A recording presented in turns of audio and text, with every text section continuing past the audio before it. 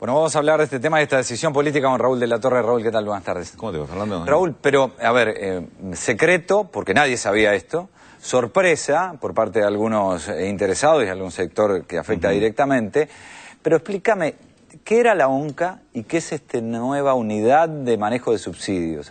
A ver, te cuento algo respecto al secreto. Sí. El tema se estaba manejando desde enero, me contaban hoy, en uno de los ministerios que va a tener que ver con este nuevo organismo.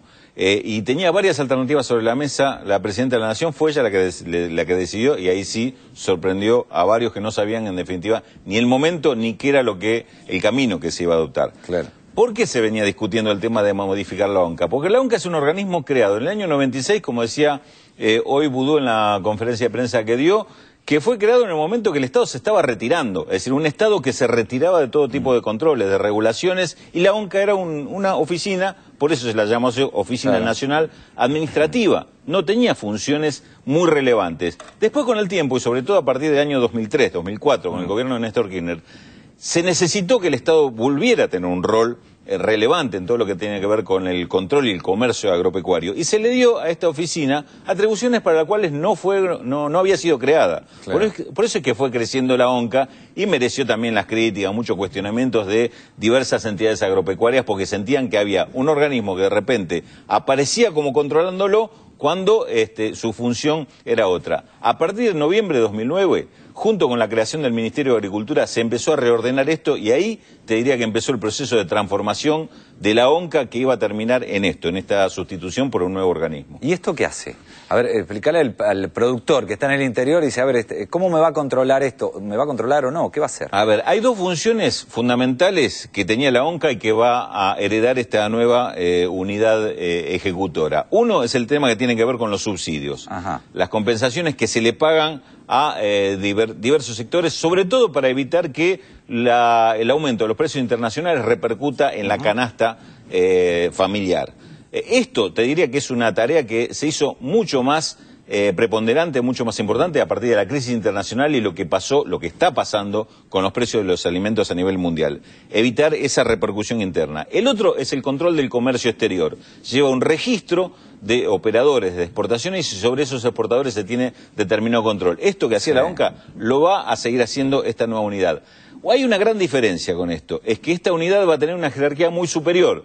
Te explicaba antes, la ONCA era un organismo que fue creado en un momento en que el Estado se retiraba, y este es un organismo en el cual intervienen 3 ministros, va a haber un presidente que es el ministro de Economía y 2 vicepresidentes que son la ministra, en este caso la ministra de Industria y el ministro de Agricultura, pero además cuenta con 5 integrantes.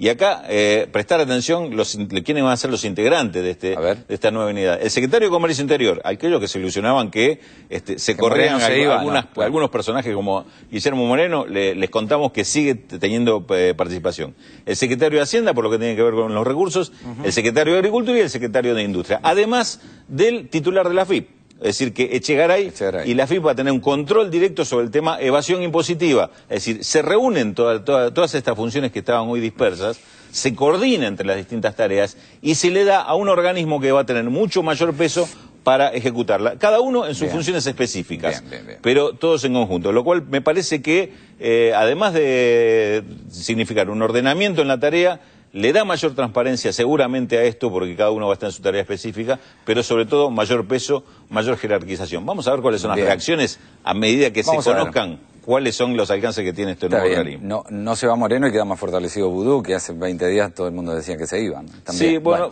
es el fin de muchas especulaciones, cuando aparecen estas noticias. Sí, señor. Raúl, decime, es la primera vez que se multa a una consultora privada que dice, yo mido la inflación. ¿Por qué? Exactamente, ayer se conoció una multa de 500.000 pesos para la consultora de Orlando Ferreres. Esto viene, recordemos, pidió la Dirección de Lealtad Comercial que las distintas consultoras expliquen cómo hacen esos cálculos de los propios índices de precios. Algunas respondieron, otras no respondieron, pero entre las que respondieron la mayoría demostró que en realidad no tiene las condiciones técnicas para hacer un índice de precios, cuando mucho una estimación, y muchas veces estimaciones que se hacen simplemente tomando los precios del supermercado que se publican en Internet. Por esto, esta primera sanción me parece que intenta ser ejemplificadora y seguramente va a tener mucho eco, mucha repercusión, mucho debate, pero es poner el ojo un poquito en la responsabilidad que tienen estas organizaciones privadas cuando emiten una opinión sobre los índices de precios. Raúl de la Torre, muy claro, muy amable.